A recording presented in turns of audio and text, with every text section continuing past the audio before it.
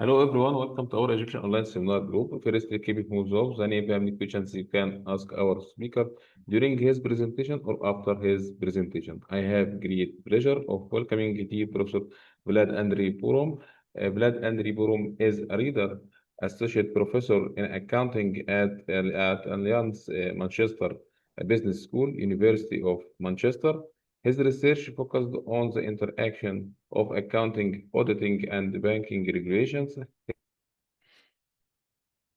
His research in journals, including contemporary accounting research, strategic management journals, Harvard Business Review, European Accounting Review, Corporate Governance and International Review, and the Journal of Banking and Finance. Now we will start our seminar with the Professor Vlad-Andrei Porumb. Yes, thank you very, very much for your invitation. It's always a pleasure for me to discuss my research, and also it's a pleasure to receive feedback, right?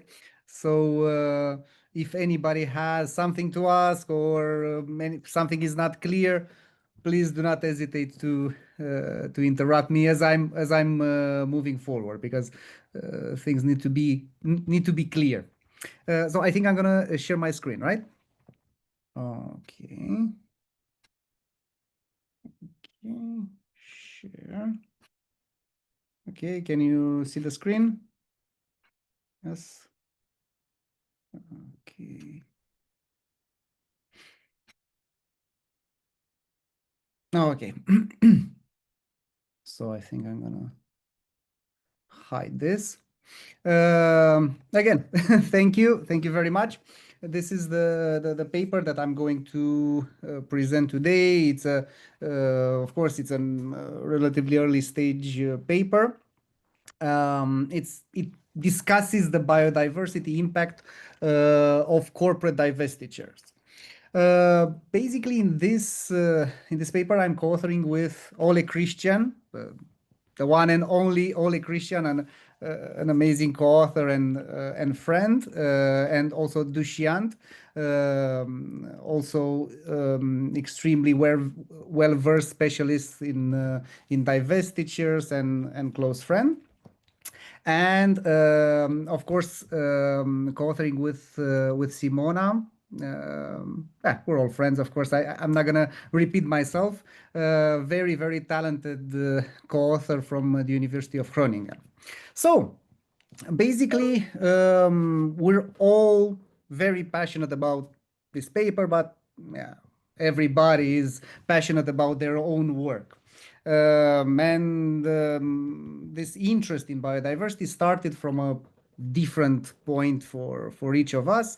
For me, I remember the starting point was when I was a small kid, and I was walking in a very nice park in Bucharest together with my dad, and I was asking him about different types of trees, how they're named, which one is his favorite, and so on. And he started discussing about the fact that ever since, pollution was a big topic of discussion, and he couldn't believe how economic activity hurts nature, which is so amazing. So since then, I've been trying to wrap my head around the impact that corporate activity has on nature, on biodiversity.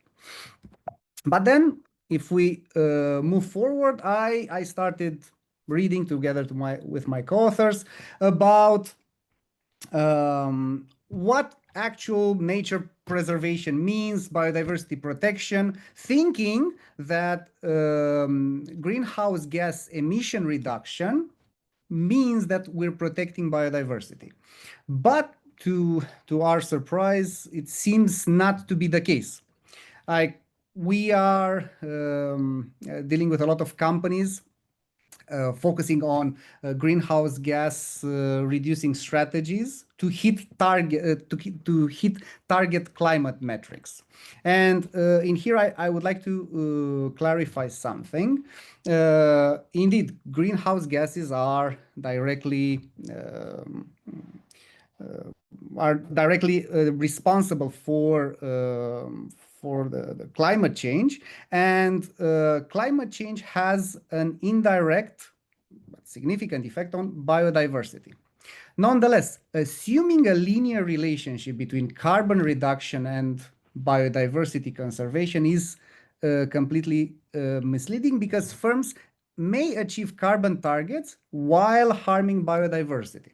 And well, okay, in theory, this must be may be the case, but we wanted to look at some practical examples. So, for example, let's take Nestlé, which, by the way, they are doing a great job in many areas, and has publicly committed to making 100% of its packaging recyclable or reusable by 2025, and to reducing the use of virgin plastics by 1/3 in the same period. In here, we see basically a very nice chart from their annual report. That's in 2024, where they're showing that after reaching a peak in terms of carbon emissions, when they launched their net zero roadmap in 2020, they wanted to reduce emissions by 20%. So their net zero target was to reduce emissions by 20% by 2025. And as we see now, in 2024, they already were a year ahead. So they have reduced their emissions by 20.38%. And this is amazing, and it has to be encouraged. But at the same time, for example, we found out that they're, let's say, surrounded by a scandal, since they're sourcing palm oil from Indonesia, and this is directly connected to deforestation. Further, they were accused of taking millions of gallons of water, way more than they were entitled to, in California. And they also received a draft cease and desist order from state officials. Last but not least, in Pakistan, audit report found Nestlé Pakistan extracting and wasting water without any costs. So this happened while they were fighting to reduce their carbon footprint.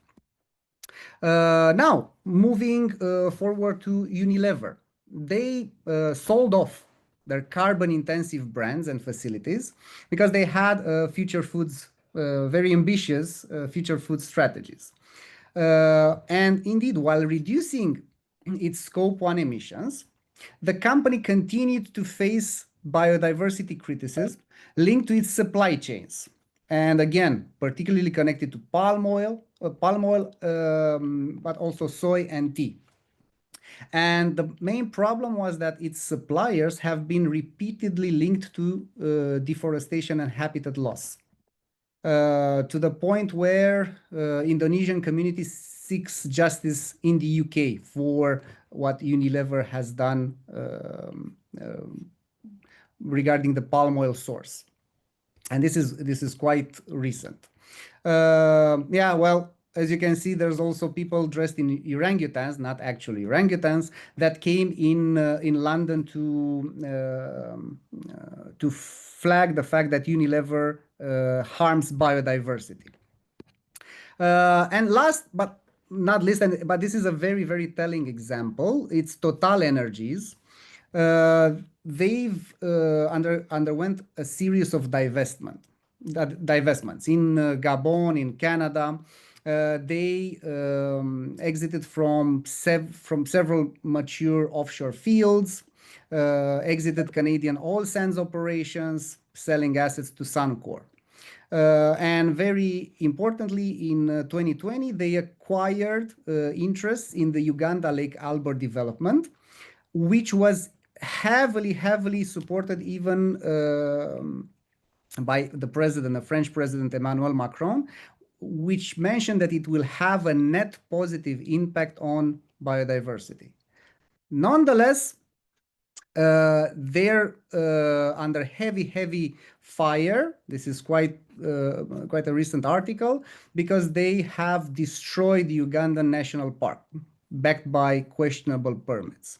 So as you can see, there's examples which show that the focus on, so only the fact that the company is focusing on its greenhouse gas targets, and they're trying to reduce their emissions, does not result in an automatic benefit on nature, on biodiversity. And so basically this led us, all of these examples and everything that we've read, led us to ask, to what extent the corporate divestitures of GHG intensive assets affect firms' biodiversity footprint.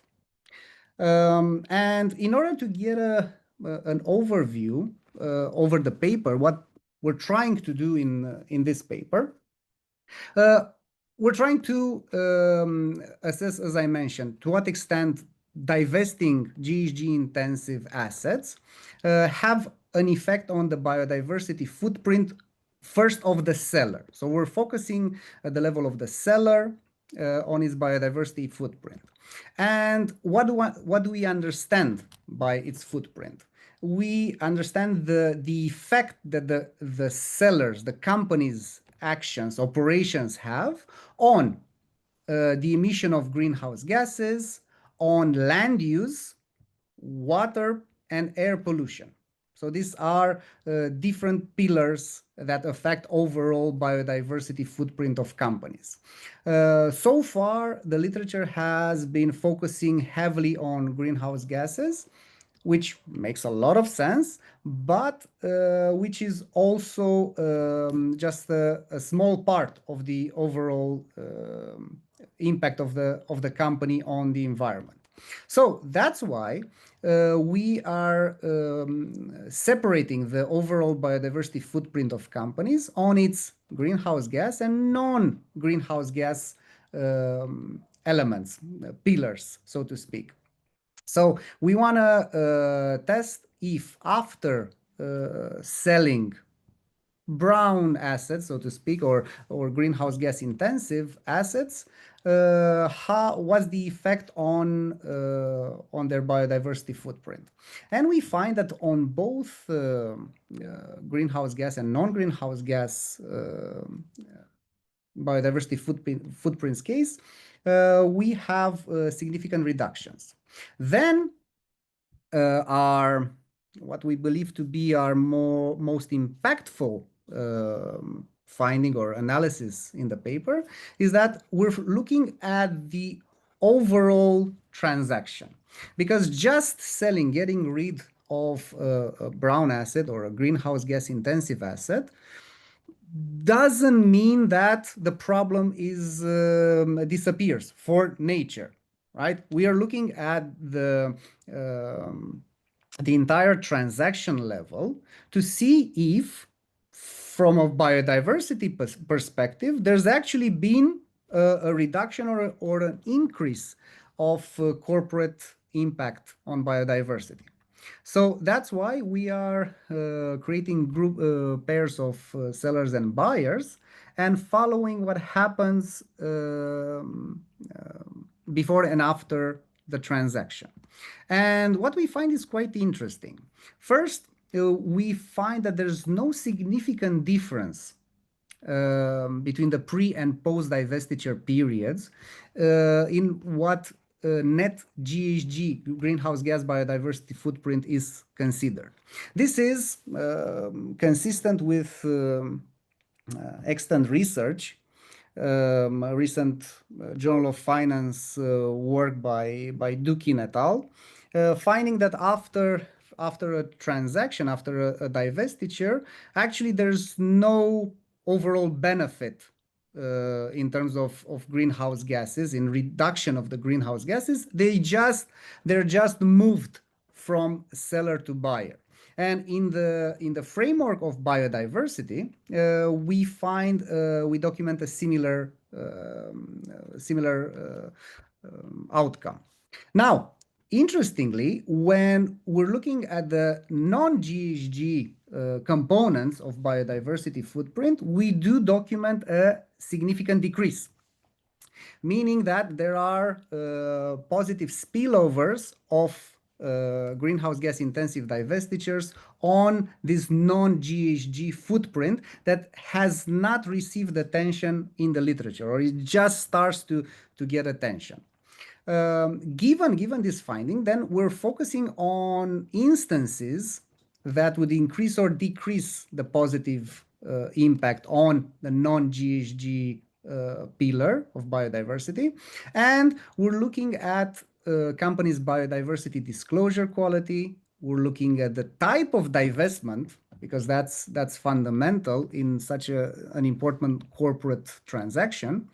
We're looking at how financial constraints of companies impact the so-called success of the divestiture, because financially constrained or non-financially constrained companies might have different resources, intentions when it comes to significant corporate actions.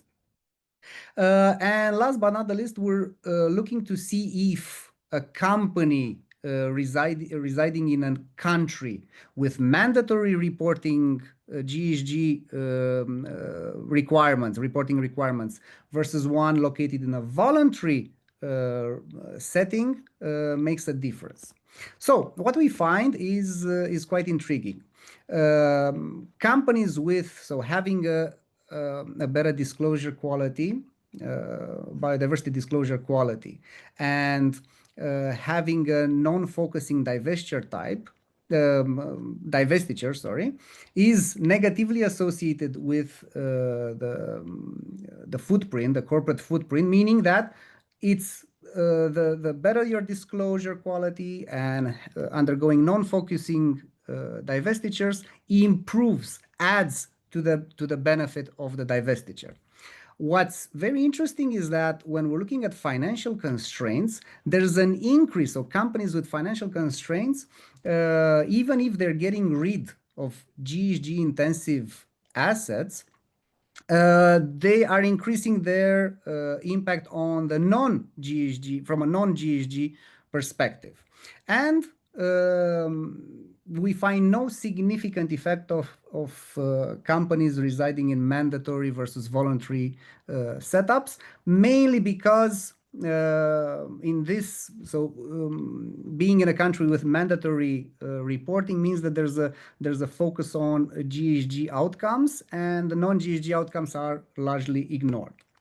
So overall, this is the setup. And please interrupt me, because I like to to engage with you.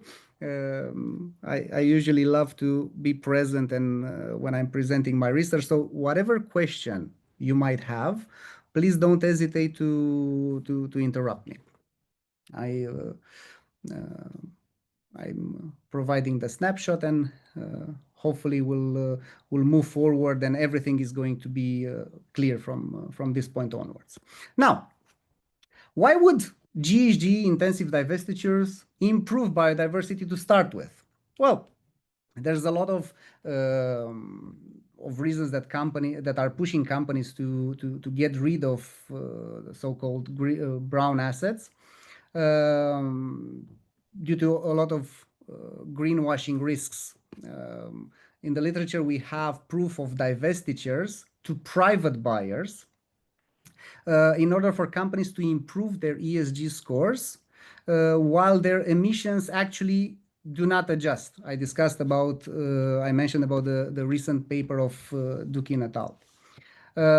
Also, an interesting paper by Eckert and Keefe showed that divestitures of UK firms were made to non-EU buyers after mandatory disclosure was enacted, in order to reduce reported emissions. So companies are trying to hide their reported emissions. That would be a motivation for them to divest. Also, there's indications of firms selling GHG intensive assets at a discount after incurring negative ESG incidents, so negative media attention. It started to be very, very important for companies how they're perceived and if they're perceived to be polluting or not. But only getting rid of certain assets doesn't mean that you afterwards improve your biodiversity performance. So after divestitures, you could reinvest into harmful activities. So capital might flow into intensive agriculture, resource extraction, or urban expansion. And basically, you undermine any environmental gains that you would attain by selling the brown asset. There's also a lot of regulatory and investor pressures. An impressive body of work has shown that firms are trying to align their GHG reduction with broader sustainability goals. Investors encourage they're emphasizing investment in environmentally friendly operations. They're trying to divest from environmentally damaging businesses. Also, of course, there's shared environmental drivers between GHG intensive assets and operations of those assets and their impact on biodiversity. Specifically, high GHG industries, oil, mining, and so on, are also major biodiversity stressors. They're connected to deforestation, land degradation, pollution, and so on. So basically, by divesting them, you're likely to reduce both greenhouse gases and biodiversity footprints. Like, this is what we would ideally want in order for corporate actions to result in benefits for nature. And also, of course, while I presented the negative image with the proceeds, with the capital that's obtained from the investment, the positive stories would be that you reinvest the proceeds in renewable energy and low impact technology, which is and solutions, so technological solutions that would allow companies to do so are increasingly prevalent. If we are to balance the positive and the potentially insignificant or negative impact of this divestitures, in the potentially positive impact part, we're looking at lower levels of deforestation, lower pollution and land degradation, which would reduce companies' operations impact on nature. Then you would have integrated environmental improvements. Capital would flow into low impact or biodiversity positive operations. And strategies, operating strategies that would address multiple environmental dimensions would be structured.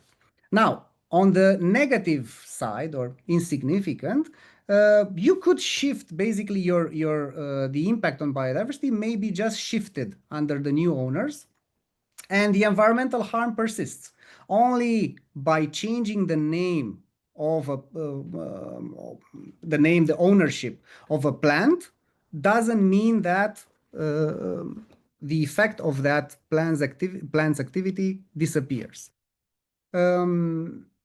There would also the proceeds would fund biodiversity damaging activities like in agriculture, extraction, and so on. This type of actions would boost sustainability ratings without real ecological benefit. And of course, reducing emissions does not guarantee reduction in land, water, or air-based biodiversity harm. In terms of research design, what allows us to perform this analysis is the corporate biodiversity footprint. It's a firm-level metric developed by the Iceberg Data Lab that was introduced to the finance literature by the Review of Finance work of Garel et al. And it basically captures, it provides a decent panel and it captures biodiversity loss from corporate activities beyond only the GHG emissions. There was basically Iceberg 1, a call that was launched by BNP Paribas, AXA, and two other important investment funds on measurements that would help them assess companies' biodiversity impact. And Iceberg won it, and now they're offering high level and faithful measures of companies' impact. And they're assessing biodiversity loss versus via land use, emissions, water pollution, and air pollution. What's interesting about this metric is that it's very intuitive. Basically, the impact of companies is expressed in mean species abundance, in square kilometers of mean species abundance lost. So to have a clear understanding, let's say company Vlad is associated in the Iceberg database with -1 square kilometers of MSA in 2024. This means that given Vlad's company, Vlad Incorporated's activity, there was the damage to nature is the equivalent of losing a square kilometer of woods in pristine shape.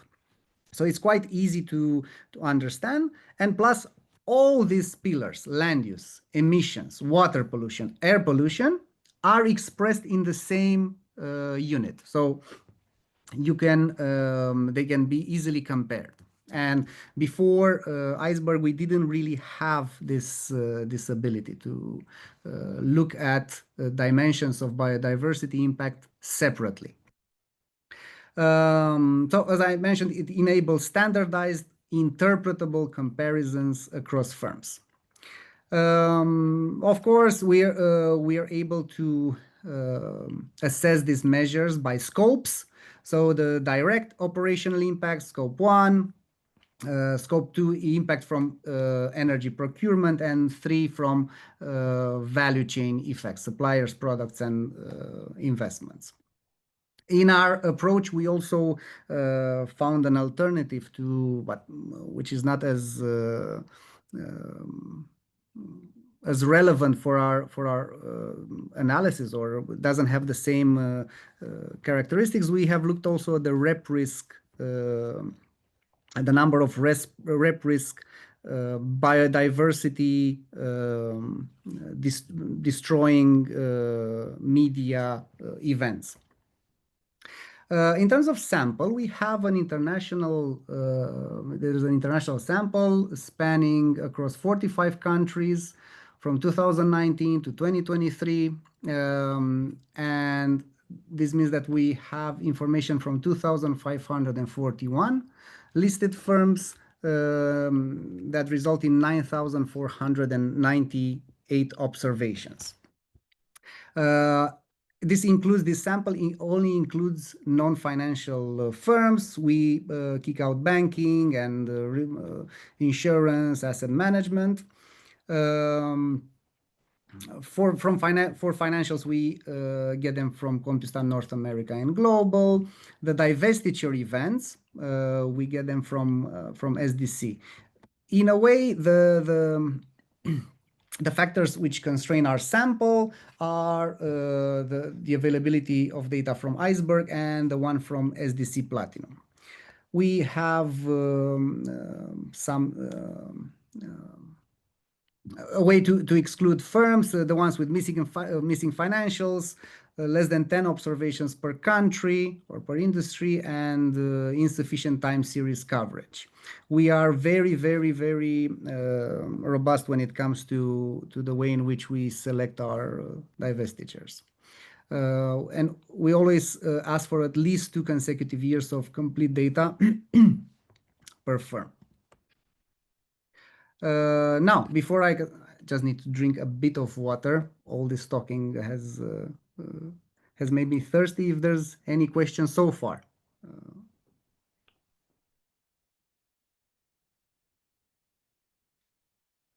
I see no questions, so everything is perfect. I'm going to continue. First off, we're looking at the effect of divestitures on overall and GHG specific CBF, corporate biodiversity footprint. So basically what we have is we look at how the change of biodiversity impact, so overall, on all the four pillars of biodiversity footprint is affected by the GHG intensive divestitures. And then we're only focusing on the GHG part, change in GHG biodiversity impact in aggregate and in scopes. And we find that firms reduce their overall, both overall and GHG CBF intensity by divesting high GHG emitting assets, and this is in line with extant literature. What's interesting and what's our focus is to look to what extent the non-GHG biodiversity impact is affected by those divestitures. And what we find in, of course, in multiple model specifications, without controls, with controls, and so on, is that the GHG intensive divestitures have spillover effects on, so positive spillover effects on the non-GHG biodiversity impact of companies, driven especially by scope 1 and scope 3. So in terms of economic significance, biodiversity impact as a percentage decreases by 2.4 percentage points of the divesting firm's total assets. Because we are mainly testing for the intensity of, so change in the intensity of the biodiversity impact. We're looking both at levels and at intensity throughout all our tests, but we focus on intensity. Now, yes. A question from Wang. Yes.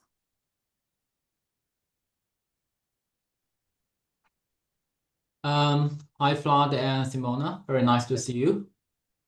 Nice to see. Hi, sure. Yeah.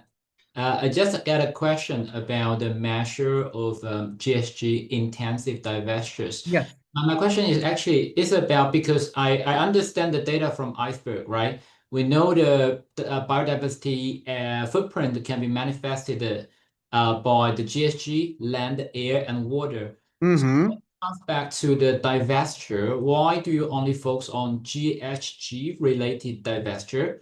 And why don't you consider the divestitures which could be related to the other three resources of the damage?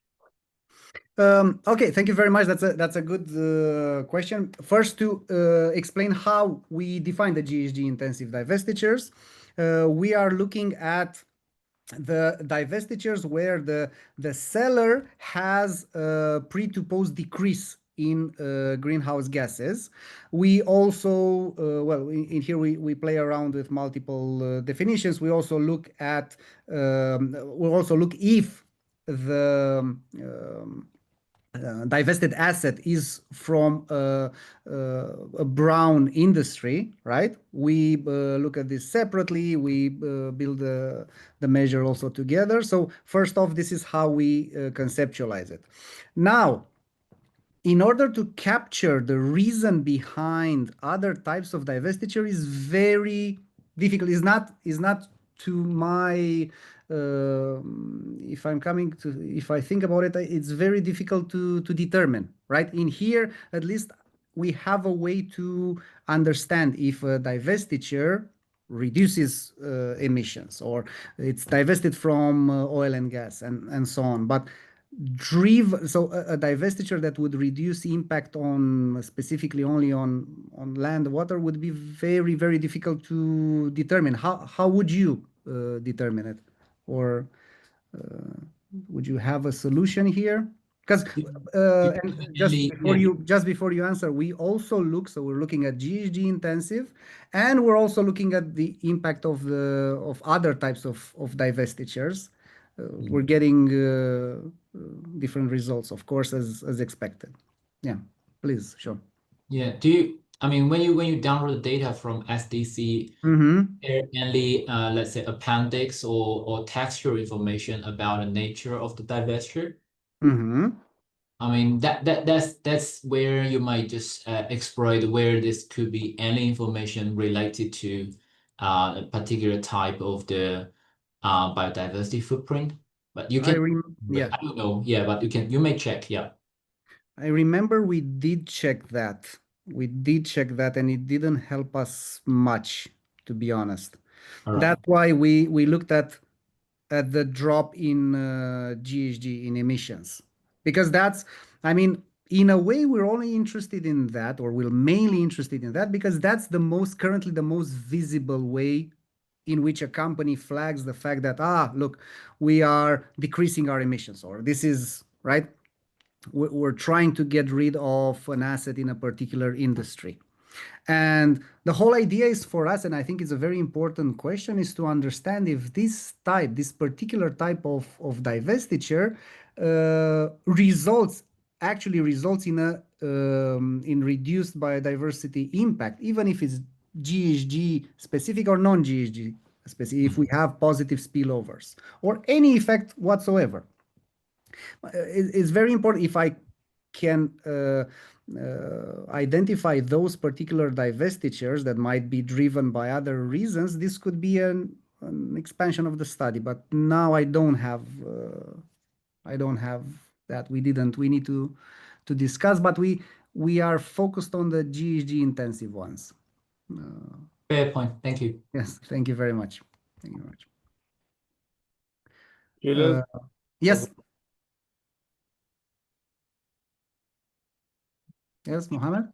You have a question? Yeah. Hi, Professor. Thank you very much for your interesting work and for your interesting presentation. I raised hand here to look at the results. If we look at the table that you've shown here, we have interesting models, but if you look at the adjusted R squares, they are very low. And Yes. I believe that in except first column, we are controlling for country, year, and industry, and we have control variables. But the adjusted R square are very minute. And I feel that based on my observation and experience, we are missing something very important here. Missing what? Sorry, So, that got interrupted. So the models are not, my main point is that models are not improving. So there is something missing out here. This is my intuition, and I have based on my observations and based on my experience of working on data. So it shouldn't be like this. This is my feeling. This is my hunch feeling. I don't have data, but if you look at you have control for country fed, year fed, industry fed, and you have also other controls, but the models are not improving, whether it's in this table or the previous slide. So I feel that there is something important missing. So I think there is a need to improve the models. True. Thank you very much for the feedback. Very very grateful for that. The thing is, we also have the outcome variable which is a change variable. This is also the adjusted R squared. I think in other model specifications we have larger power of explanatory power of the variables. But thank you very much. I made a note of this, and we're gonna look into this. Yeah. Thank you very much. Yeah. That's really surprising for me. The variables are really strong, but we cannot observe that in the adjusted R square. So yeah. Thank you. Yeah. Anything else? Okay, then I'll continue.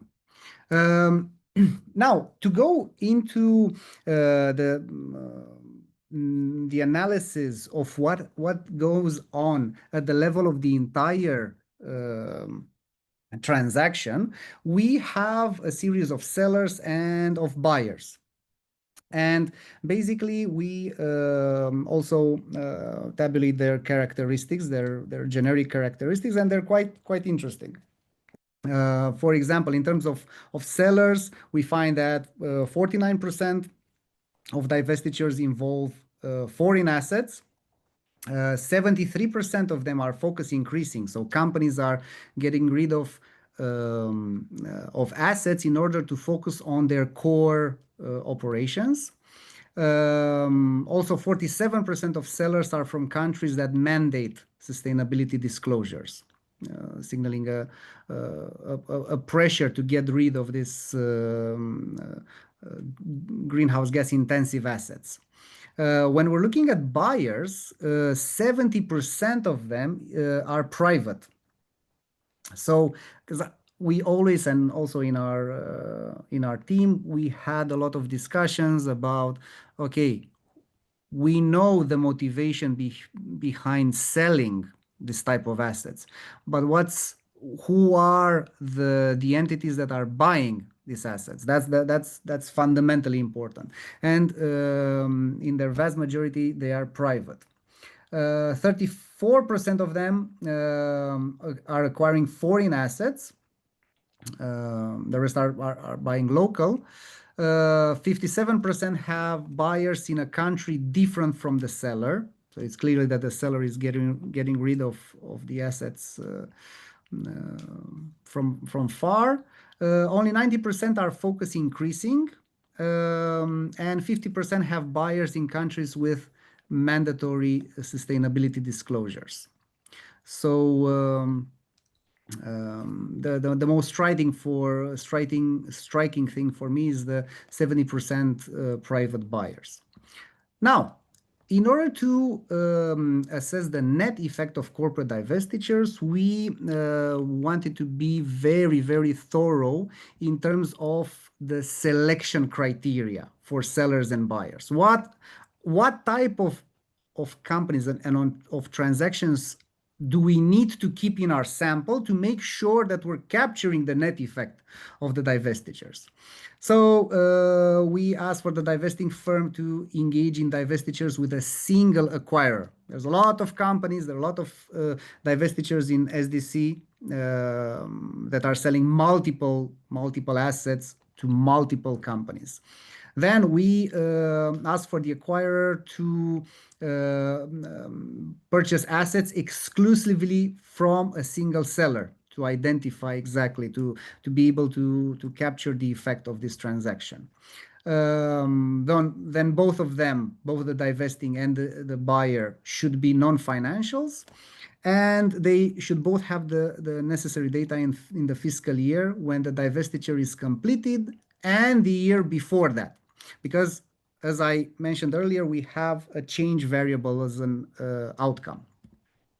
So what we find is, first off, we're just taking the difference in the mean pre to post divestiture impact, and we're looking at the non-GHG impact and the GHG impact, and we see that when it comes to the intensity, so the amount of the impact on nature divided by sales, in both cases there is a decrease in the post-divestiture period. But when we're testing for it properly, we find that after the divestiture of GHG intensive assets, we have a decrease only in the non-GHG biodiversity pillar. And this decrease is measured in terms of intensity and not in terms of levels. We have no significant change for GHG biodiversity impact, indicating that there's just a switch, there's just a movement of, let's say, of ownership between the seller and buyer, and the amount of emissions is not going to decrease after the divestiture, while for the non-GHG dimension, there is a decrease. And how we explain it, we find a post-divestiture decrease in the average ratio of operating expenses to sales for buyers and sellers, meaning something like, okay, a plant is being sold and the buyer becomes more efficient in utilizing that plant. So basically, the impact of each product, the incremental impact of each product decreases after the divestiture. Further, we're looking at some characteristics of buyers and how the effect is likely to differ depending those characteristics. And what we find between the pre to post divestiture period is that the largest decrease in the corporate biodiversity footprint is for foreign buyers that acquire foreign targets. So the asset itself is purchased from a foreign country, and that they're undergoing focusing purchases, meaning that the last one, at least the focusing purchase, would be an indication that the buyer is able to integrate the purchased asset in its operations and use it in a more efficient manner than the seller. Okay. And then if we have any question at this point, just interrupt me whenever, right? Because I'm putting forward just the main analysis, and we've done a lot of other things aside from what it's shown. Moving forward, we're looking at the impact of on non-GHG biodiversity, the non-GHG biodiversity impact. We're looking at this pillar because in here we have found significant changes, pre to post divestiture changes. So we're trying to assess, as I mentioned in the snapshot, we're trying to assess when this benefit increases or decreases. And first, we're looking at disclosure quality, the effect of biodiversity disclosure quality, and the mandatory sustainability disclosure. How do we define the first one, the biodiversity disclosure quality? Iceberg allows for, so for each value, for each variable, you also have an indication of the quality of data that helped compute it.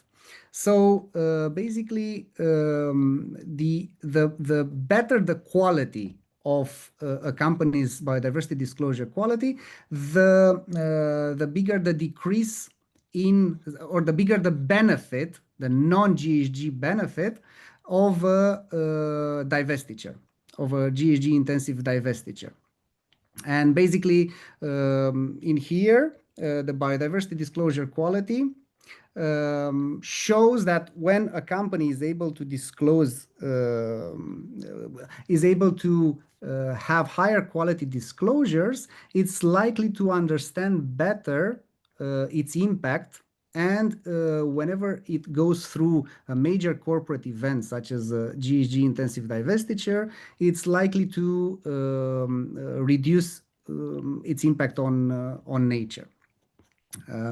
Then, when we are looking at the effect of going through a GHG intensive divestiture for a company in a country with mandatory sustainability disclosures relative to voluntary, we find that there's no, we've tested a lot in here, and we find that there's no significant effect. And in here, it does make sense because the mandatory disclosure, sustainability disclosure, would make companies focus on GHG. So positive spillovers in terms of non-GHG after major corporate divestitures are less likely.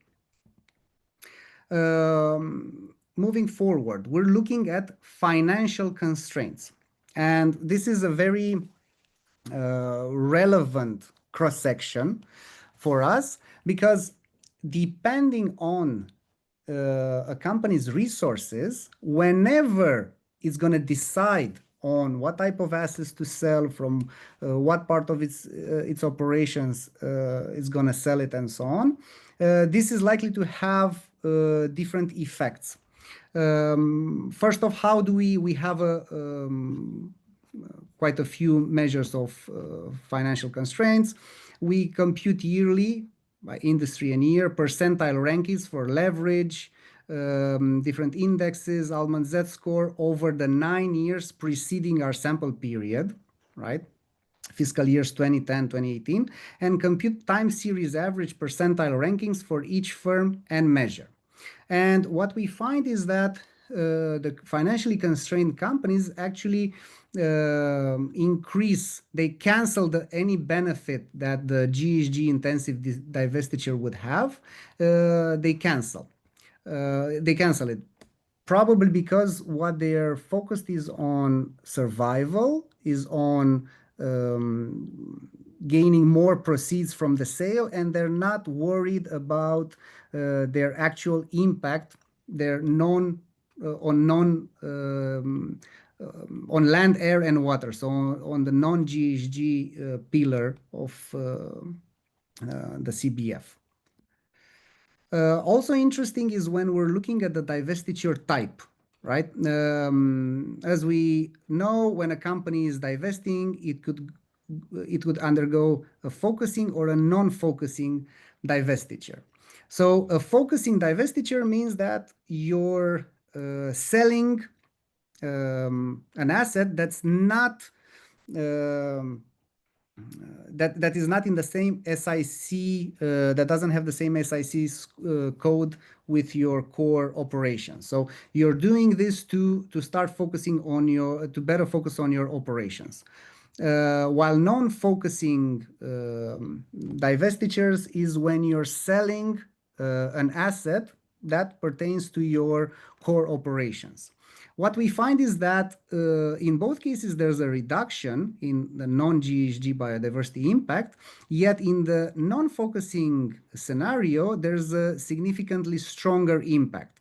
And the idea here is that, well, when you're divesting, you're going through a non-focusing divestiture, you are doing it because you want to reduce your impact on biodiversity. You don't do it just because you want to have you want to focus on your core operations, right? So the motivation behind it is that you really would like to improve your performance, your non-financial performance. So firms engaging in those type of non-focusing divestitures may offload assets with broader environmental consequences, thus contributing to biodiversity benefits beyond just GHG emissions reduction. Yeah. In terms of robustness, we're using an instrumental variable approach. We're focusing on increases in GHG and greenhouse gas related incidents from rep risk. The idea is that when you have more incidents signaled in the media that concern specifically your emissions, you're more likely to decide to divest GHG intensive asset. And our results seem to be robust to the use of this IV. Also, we are, in terms of robustness, we are also we're also matching. We're using entropy balancing. We're using an extended model, so we're looking at GHG intensive and non-GHG intensive divestitures, and we're getting expected different signs for each of those. And we're replacing the iceberg dependent variable by the non-GHG related biodiversity incidents. So in here, we're looking at those those in here, I could address a little bit the comment of Shaw from earlier. In here, we're only looking to see if the amount of media signaled biodiversity related events, in here we're not including the GHG ones, is impacted by the GHG intensive disclosures. And it's quite a nice finding, although not awfully strong. To synthesize, the main result is that the GHG intensive divestitures reduce firms' biodiversity footprint, focused on scopes 1 and 3. We find no significant net decrease when we're only focusing on greenhouse gases, so the impact on biodiversity due to greenhouse gases. And we do document a net decrease in the non-GHG part of the CBF. The cross-sectional findings show that for this non-GHG part, having a higher disclosure quality and going through a non-focusing divestiture leads to stronger non-GHG focused reductions, while having such a divestiture from a company in a country with mandatory disclosure doesn't bring anything, that has no significant effect on its impact on nature, and financial constraints actually increase, has a very detrimental effect on companies' impact on the environment. In terms of contribution, would be the first paper to link GHG reduction divestitures with changes in biodiversity impact. We highlight the fact that our findings highlight the fact that carbon reduction does not mean necessarily immediately, mechanically, do not result in biodiversity protection. And we expand divestiture research by highlighting the environmental role of divestiture markets. And we show that GHG divesting firms reduce these non-GHG biodiversity pressures, not just shift them. So we complete the literature by showing that while there's merely a shift when it comes to greenhouse gases, there's meaningful improvements in the non-greenhouse gas dimension of a company's biodiversity impact. And our findings have strong policy and disclosure implications, showing that high-quality environmental disclosures lead to stronger post-divestiture biodiversity outcomes. And we inform that, well, TNFD-style biodiversity reporting is quite merited, and we inform investor risk assessment strategies. In terms of overall conclusions, we highlight that a GHG-only lens is not sufficient for understanding firms' full environmental impact. We need, as a community, to expand our focus also on the non-GHG dimensions. Also, we support stronger biodiversity reporting mandates and natural capital integration into corporate and policy strategies. And of course, we highlight that there's an uneven environmental value of market-based mechanisms like asset sales. So they will be efficient depending on firms' capabilities and institutional context.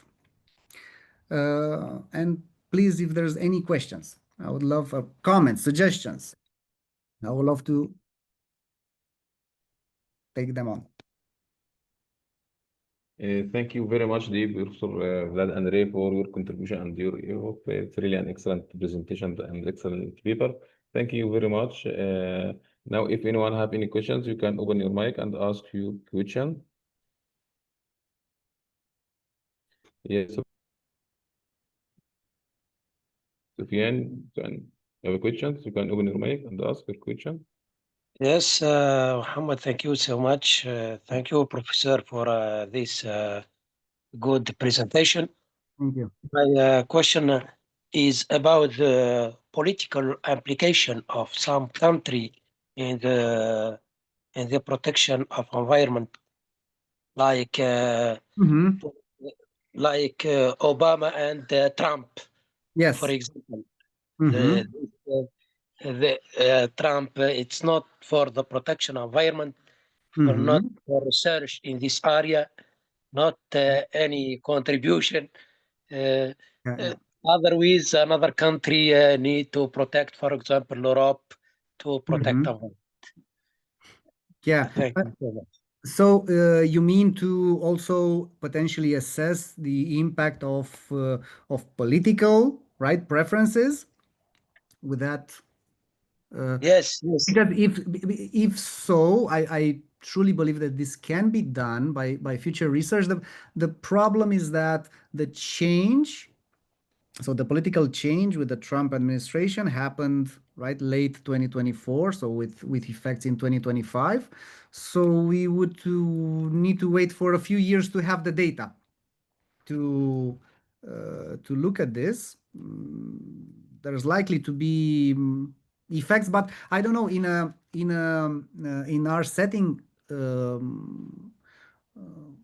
Assessing divestitures, maybe you would like to see if there's a decrease in the number of GHG intensive divestitures, or if there's an increased negative impact of companies on biodiversity. That's the gist of your comment. Thank you, Professor. Thank you. Yeah. Okay. Thank you. Are there other questions? If anyone have any questions, you can ask, open your mic and ask your questions. There are questions about one ask about the economic significance of your result. Yes. Yeah, sure. What's the question? It's in the chat. Yes. The economic significance of the result. Okay. Yeah, sure. The economic significance of the, I believe I mentioned it at one point. Wait, for one of our tests at least. Just a moment. It varies, of course. 1 second.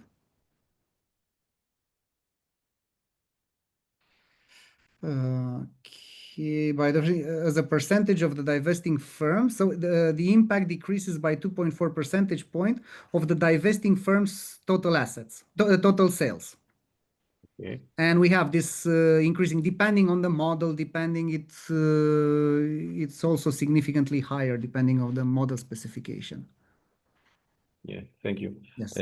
If there are other questions, you can open your mic and ask your question. Shilles? Yeah, Professor, I was. Can Hello? I have a clarification? Am I audible, Professor? Sorry, I think Am I that the audible, audio is Professor? not. Yes, I think I can hear you now. Yes. Am I audible? Hello? Am I audible, Professor? Yes, I can hear you. So, I just want to ask you I think it's a country level analysis, right? So you have samples from different countries, Yeah, right? I mean, it's not a country level, it's a firm level. So Yeah, across different countries, right? yeah, from different countries, 45 countries. So I'm curious to know how much firms, how much percentage of firms are from US. So have you looked at, okay, let's say the US or Europe, they may have a stricter or looser laws over there. So if you remove those firms and look at how things are changing, have you looked at that or have you thought of those things? No, did not look at that. Did not make a comparison between the US and Europe. We could look at that. We could look at that because there's I believe that in Europe there is more stringent rules.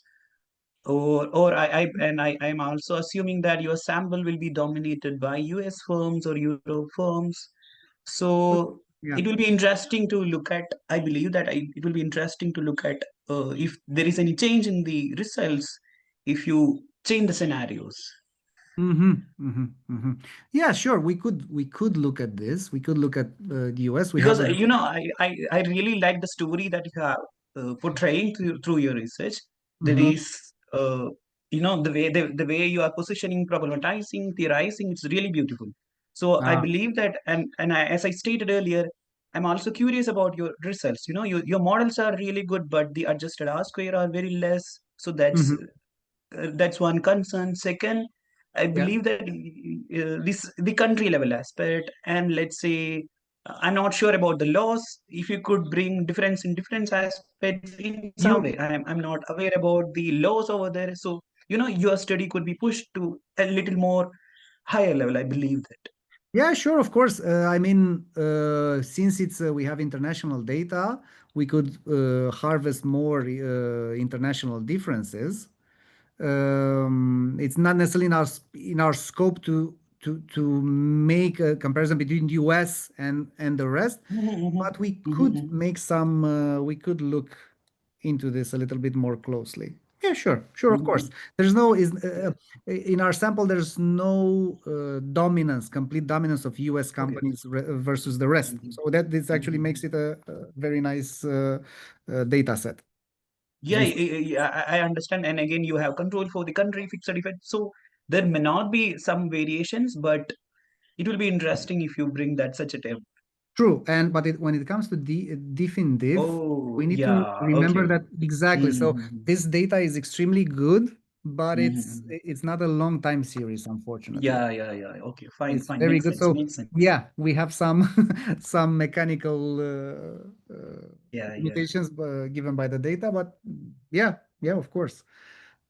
Thank you so much. Thank you so much. Okay. دكتور طارق إسماعيل.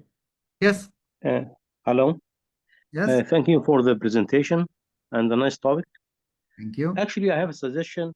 Now it comes to my mind. It's possible to take the research further and to test the relationship between the biodiversity protection as well as the stock prices fluctuation. Yes, but but how could we do it? Like, do you mean like an event study, or and to look at cumulative abnormal returns around a particular event, or Yeah.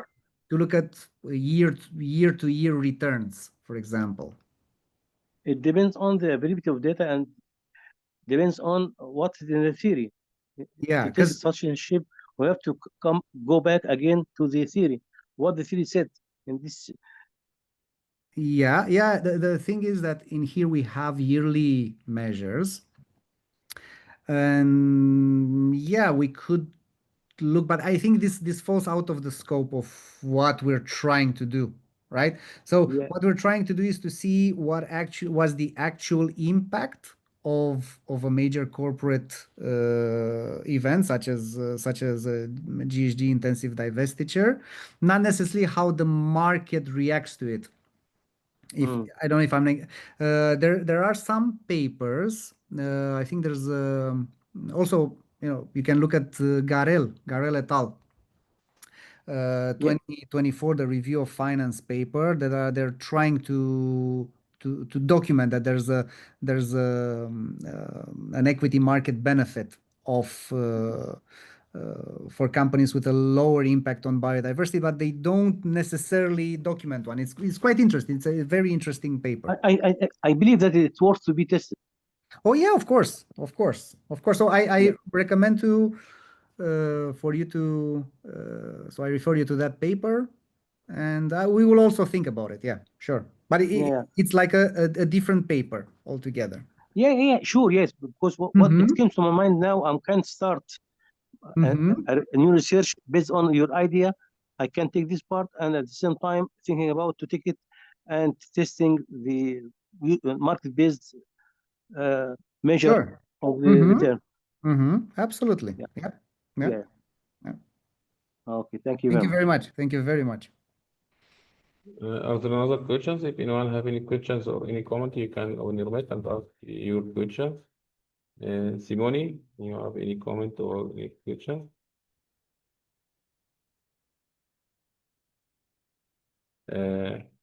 Deep Professor the future research, this area. Yeah. what you suggest for future research in this area? Future research in this area. So the thing is, now we're having more and more data sources regarding biodiversity. There's a lot of things that can be done from a debt market perspective. I would be very interested to see if there's a database coming out that has with a higher frequency of information. So instead of having yearly amounts, yearly numbers per company, to have either yearly numbers, but per geographical segments, for business segments and so on, or even if it's at the level of the entire company, to have a monthly frequency. That would be interesting. And then you could look at the equity market, you could look at, from a financial analyst perspective, you could look, this is what I would, the problem that we're facing now is that, as I told one of your colleagues earlier in this call, we are bounded by the fact that it's quite recent, you see? It starts in 2019. It doesn't have necessarily an amazing coverage from the get-go. So I think in this particular research stream, future research is driven by data availability. So I would say that this is it. You need to hunt for data sources, and there are more and more. Now you have data sources on biodiversity risk. Right? There's a lot of information about diversity risk exposure. This is biodiversity impact. So this is, in a way, next level type of measure, but it's quite difficult to compute. As quite a few of the seminar attendees have highlighted, country differences would be interesting to assess in this setup. Also, perhaps an association between companies' impact on biodiversity, like a consequence, and their innovation, their ability to innovate, to what extent it's also associated with companies' biodiversity impact, and so on. Like, there's a lot of things that can be done in this area. Yeah. Thank you very much. Are there other questions? If anyone have any questions, you can open your mic and ask your question. Thank you very much, Professor Vlad-Andrei, and thank you very much, everyone joining us today. Thank you very much for taking the time to think about the Thank you very, very much for organizing, Mohammed. Thank you very much. Yeah, and I hope to see you soon in Egypt. You are very, very welcome. Of course, it would be my pleasure. All the best.